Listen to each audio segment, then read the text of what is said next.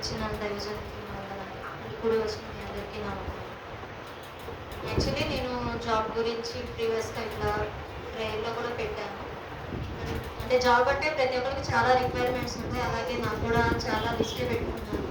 ప్రీవియస్‌గా నేను చేసిన జాబ్ వేరు అండ్ ప్రెజెంట్ నేను చేయాలనుకుంటున్న జాబ్ వేరు అనేసి.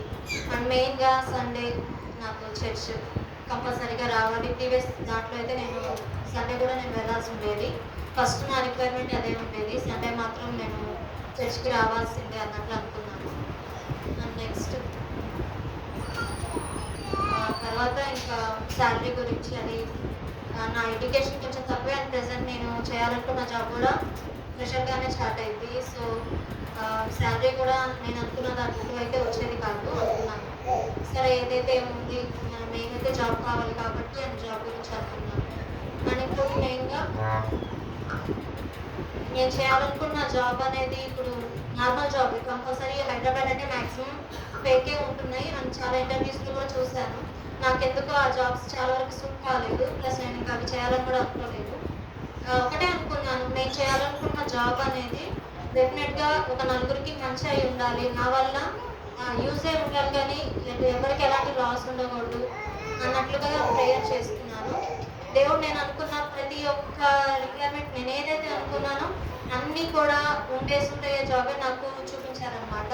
రీసెంట్‌గా లాస్ట్ వీక్‌లో నా వల్ల ఇద్దరు చాలా బెనిఫిట్ పొందారనమాట. సో అన్నారు, మీ అక్క మీ వల్లే నేను కేవలం మీ మాటలు నమ్మే నేను మీరు చెప్పిందే చేశాను అండ్ ఇప్పుడు నేను అనుకున్న దానికంటే బెస్ట్‌దే నాకు చూపించావు అక్క అనేసి ఇద్దరు మీ లాస్ట్ వీక్‌లోననమాట చెప్పారు.